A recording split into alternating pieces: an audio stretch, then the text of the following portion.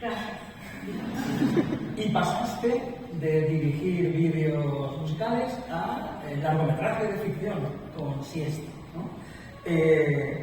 ¿Cómo fue la transición de pasar del formato del formato más libre o más narrativamente más libre del vídeo musical a una película, un largometraje de ficción, aunque Siesta es una película que también juegas con el tiempo no lineal y con el montaje y sobre todo algo que es característico luego en tu obra, que es la intensidad emocional. Creo que hay mucha intensidad emocional en Siesta. ¿Cómo recuerdas el inicio y Siesta? ¿Cómo fue? Well, I was attracted to the script because of its non-linear construction. The script is not quite as non-linear as the movie, but the narrative is that the plot line, that everything you see on screen is going through the mind of a woman who is either in the moment of death or has just died. I leave that up to the audience. There's some ambiguity.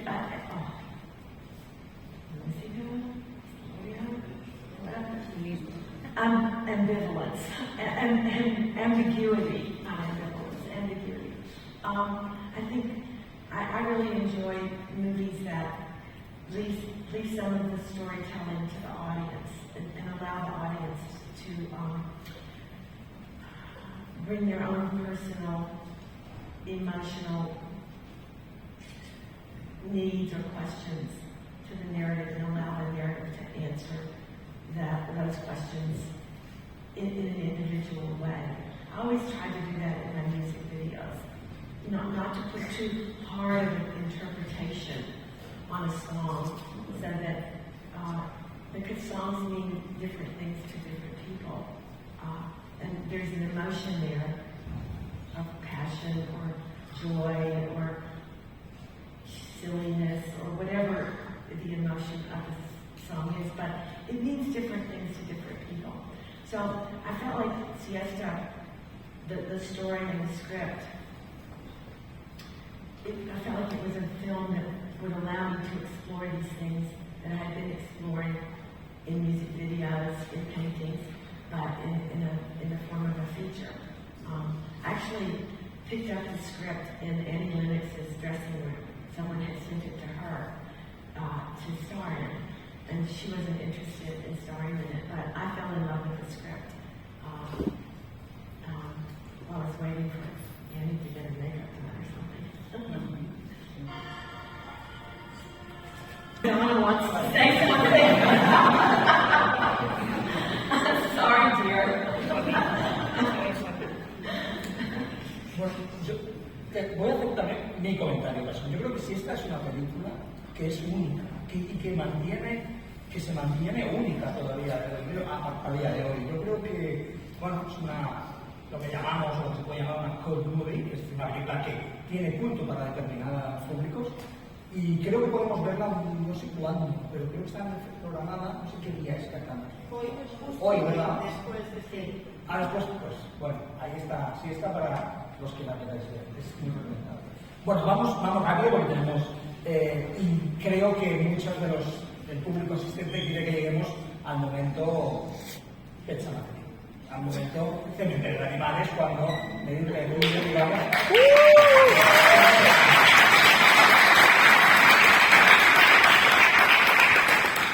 ¿Qué te llevó al terror, al horror en ese momento? Es decir, entiendo que recibes de algún modo la oferta o el encargo de dirigir la adaptación de un novelista, de Stephen King, en su mejor momento, bueno, en uno de sus mejores momentos. ¿Y cómo llegas al proyecto? ¿Cómo te llega al proyecto?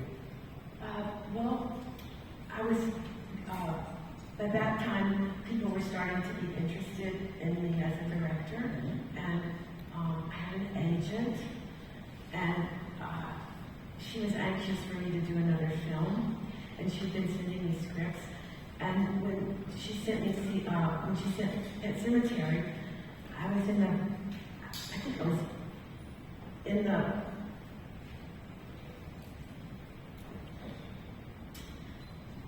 I was in the editing room when I got that script. I think I was editing Material Girl.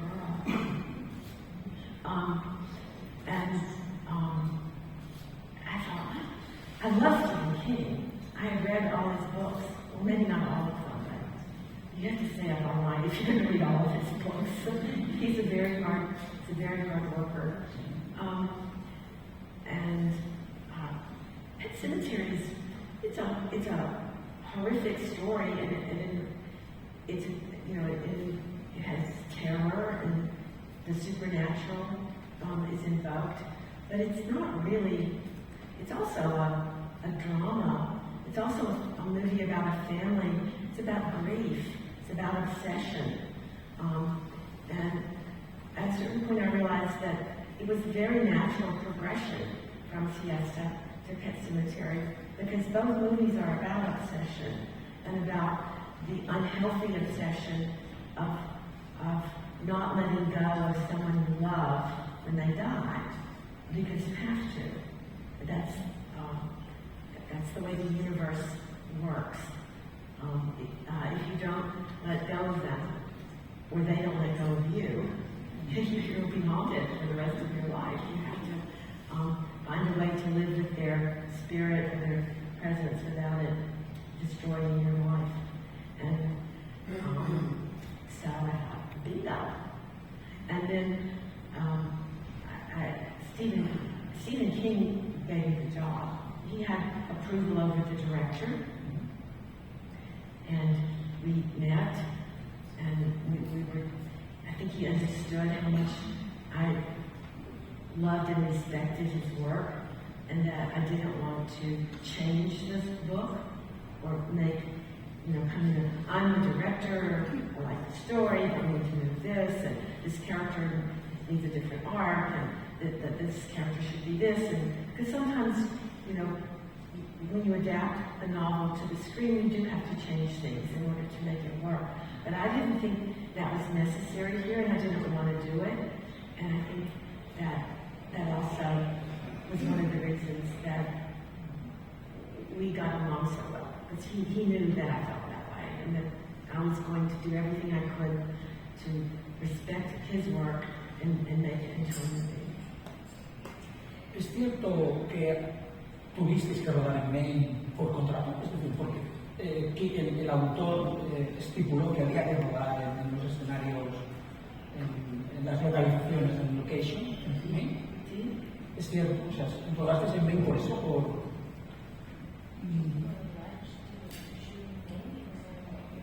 It was stipulated in the contract, but that was another one of Stephen's. He lives in Maine. But Maine was perfect. It's the landscape is beautiful and creepy. Yeah. The old houses that go back to the 17th and 18th century, they're beautiful, they're creepy. The weather is magnifico. Creepy. It couldn't have been more perfect. I really enjoyed being there and having an opportunity to do the location scouting, and I love to location scout. Some people regard it as a chore, but it's such a privilege. You can just I'd like to see some old houses, and then people just open their houses. I'd like to see what's in the closet. Can I see the bathrooms? You can really snoop and make up stories about the people who live there, and make up stories about the houses. I mean, all houses are haunted, I think, to some degree or another, because the spirit of the people who have lived in those houses is there. So the opportunity to spend time in Maine and prepare there helped me understand some of the psychological aspects of the novel. Creo que luego os haréis alguna pregunta, dentro de nada, unos minutos, os pasamos el micro y creo que habrá alguna pregunta más sobre el Cimitero de Animales seguro, ¿no? Pero bueno, continuamos un poco. Hablemos de la secuela. El sequel de Sematary. Creo que tenías otra idea, había una idea anterior para otra secuela diferente a la que finalmente hicisteis.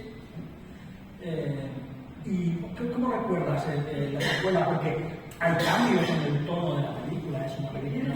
Yes. Well, I think, you know, my initial desire was to make a movie about Ellie Creed, because Ellie Creed is la única que no está muerta. And also, I had some ideas about how that could be done, but that wasn't what the studio wanted to do. They wanted to do a completely different story, and so then I realized that if we were going to do a completely different story, that it should be really different, and it could have a different tone, and that if we focused on the teenage boys, it could have a more raucous, sort of heavy metal tone to it, a more sort of a rock and roll attitude to the tone of the movie. And I was really interested in the idea of horror comedy. I still am, and I thought we could push that. I wish we could have pushed it a little bit more. I don't think the world was quite ready for a horror comedy at that time. But I think that's what makes it interesting to a contemporary audience still. Yo creo que podríamos, sí, parece bien, abrimos preguntas al público para que ellos puedan y ellas puedan hacer alguna pregunta, porque creo que hay mucho interés. Gracias.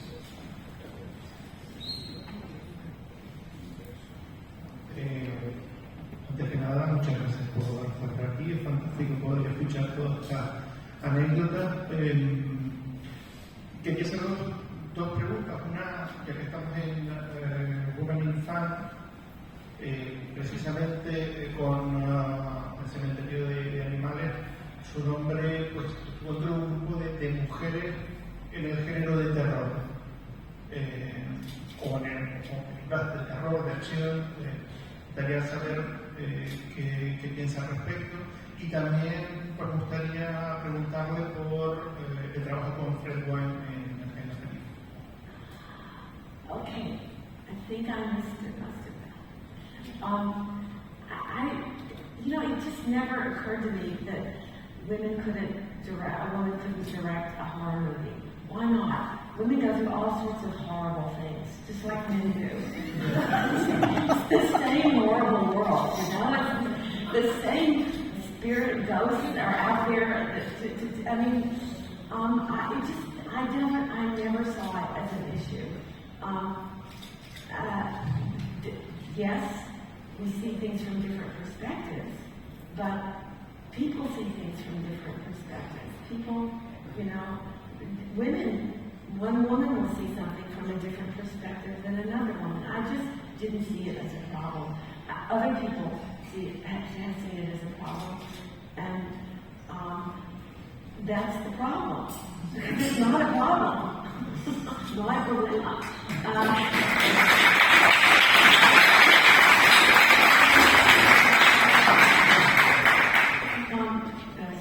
En respecto de Fred Wynn,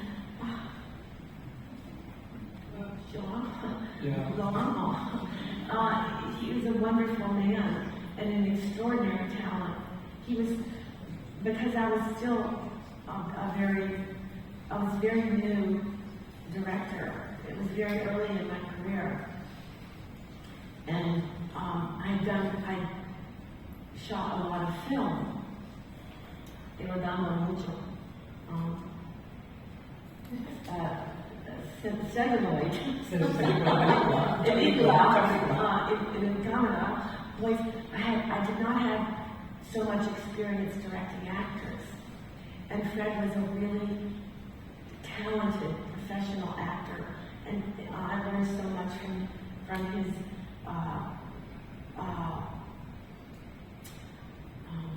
procedure, from the way he approached the character, and the ease and humor with which he approached every day on the set.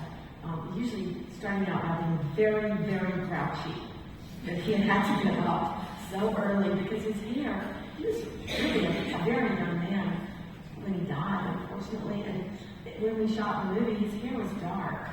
So we had to bleach it white, and it grew really fast. So after about a week, we would have to touch up the roots because, it's okay for Madonna to have dark roots because that's cool, but it's not okay for Judd Crandall to have dark roots. So he would be very grumpy. Get the kid out of here. Animals, babies. And then he would be the most generous actor that you can imagine, and patient with his colleagues. He's lovely. Couldn't drink vodka with him though. You put me under the table, then I mess up.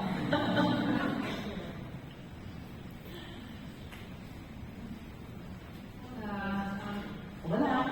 Mary, you once described Pet Cemetery to me in a way that I thought was so beautiful, which is the idea that it's a child's painting of a family. And a lot of people don't know that you're also a painter, and so much of the images in your films come from that sort of painter artist mindset.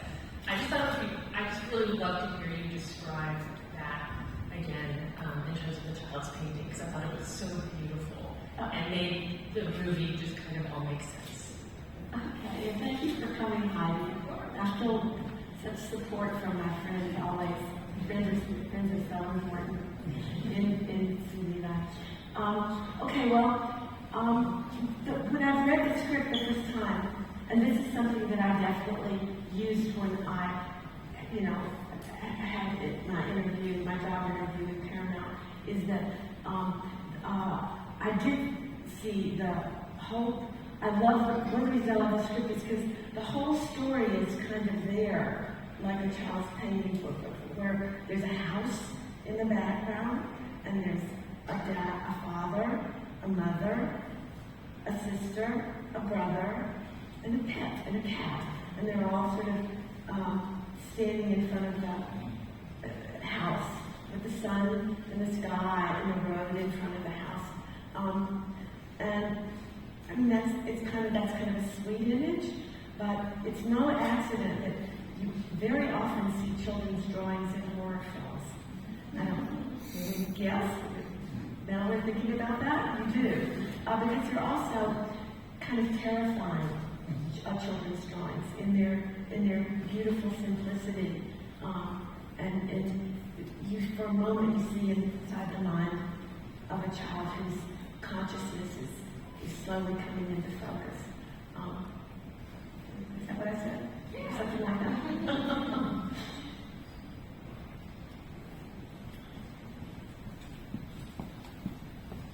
Es nuestra pregunta.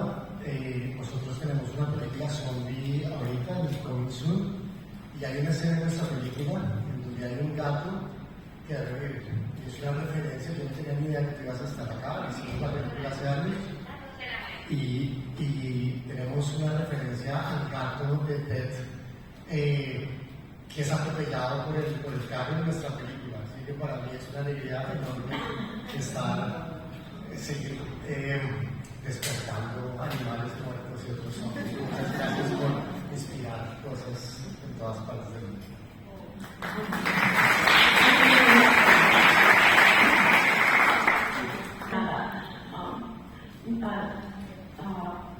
No animales harm you.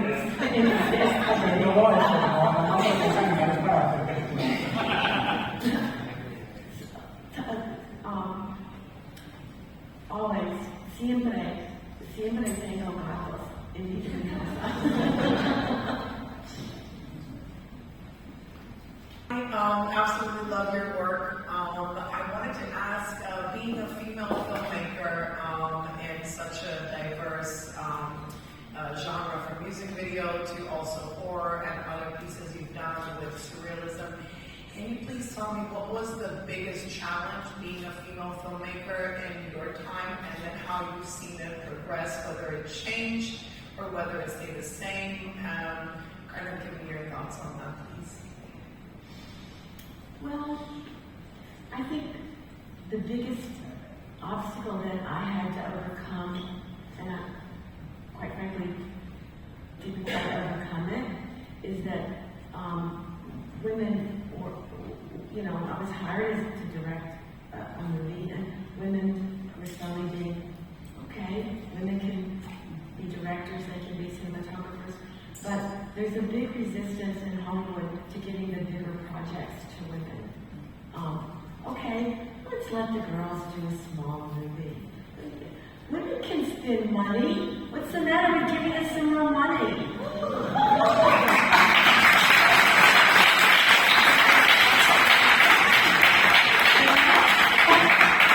I think the glass ceiling is the biggest obstacle for me, and I think people have been breaking it recently. I have a Patty Jenkins is a good friend of mine, and go girl, you go girl. She punched a big hole through that. Catherine Bigelow has done that also. So it's been done, and but it's still an issue. They don't. There's some. I love men, but there's some men out there that are really afraid that we might do a good job if they gave us some real money to do a real big movie. So yes, that's good luck. That's all I can say. Still there. That glass ceiling. Buenos suerte. Thank you so much. Cementerio de animales. El personaje de Zelda Goldman, es un personaje femenino interpretado por un actor masculino. ¿Cuál fue la razón por la que este personaje acaba en manos de este intérprete? Because I take a big interest in casting even the smaller parts, and I knew how important Zelda was, because it really, that's part of the story arc of Rachel, and I knew it was going to be really important that we understand visually and emotionally why Rachel was so terrified of this memory. So going back to the casting, we were trying to cast 10 and 12 and 11-year-old girls, and they were all so sweet and so pretty and so vulnerable, and I just didn't feel like they could be terrifying. And so, I woke up in the middle of one night and I thought, let's get a little boy in, or not a little boy, but let's get a young boy in here, who we talked about teenage boys earlier. It's very different from teenage girls, and it worked. There was something strange about it that made Zelda frightening. I don't think I could have gotten that exact performance from any of the girls that I saw. Maybe there's a girl out there that could do it. Maybe I could have done it, but I was too old.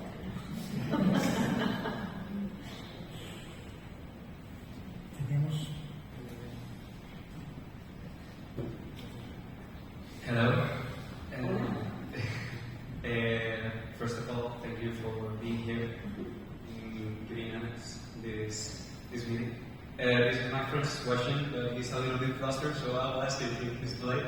So, you said before that you have read almost all Stephen King's novels.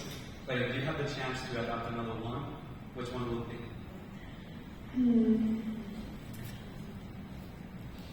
I was always hoping I would get to do a version of The Stand, because I don't think it's been done well yet. I love The Shining, but I don't know if I can compete with Stanley Kubrick. Smart. But, I just started reading it. I think it might be Holly. It's very new, because I love The Outsider, and I love the character of Holly, and I think I could do a really good job on that. Have you read it? Well, I've seen it. I've not read it yet, but I would like to. Well, Holly hasn't been made yet, I think. No. The Outsider, the character of Holly is in The Outsider. But didn't write another book about her. I just started it, and I may not love it, but I'm thinking I really like this character. I would love to see that too. Thank you very much. Hola, muy buenos días, Mary. Un placer enorme escucharte y, en fin, estar aquí compartiendo todas estas cosas. Me gustaría que nos contaras algo de tus influencias cinematográficas. Ya nos has dicho que te encanta Velázquez, que te encanta Pollock, has mencionado a Patty Jenkins, Catherine Bigelow.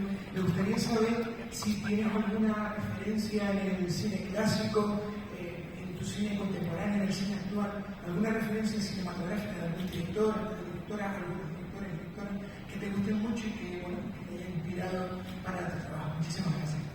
Gracias. That was just a question, is it?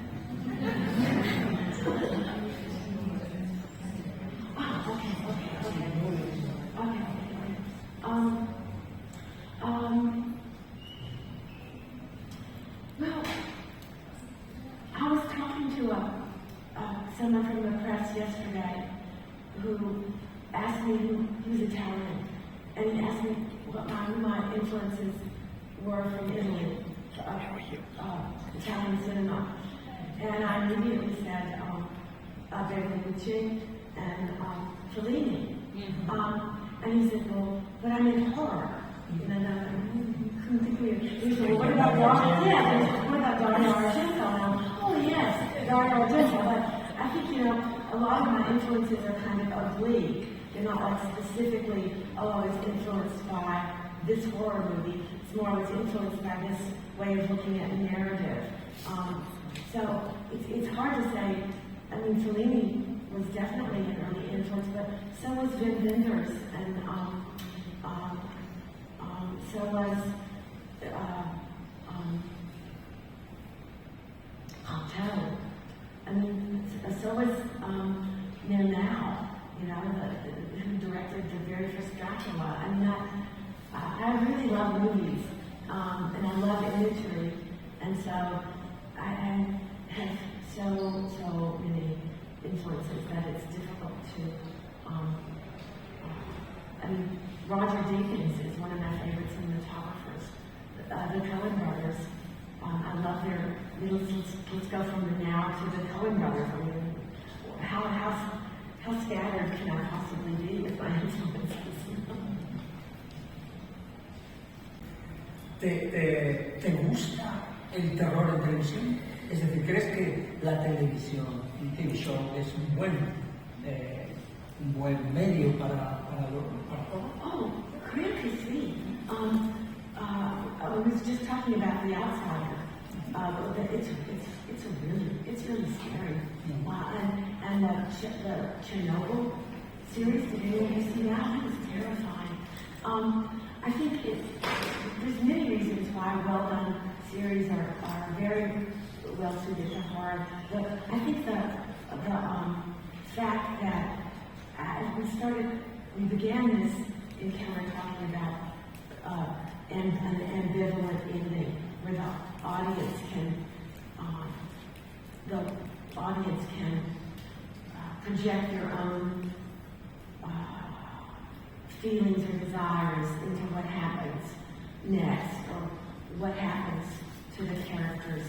And in a series, television series, not necessarily a procedural, but a series, the episodes don't have to have a hard ending like a feature film.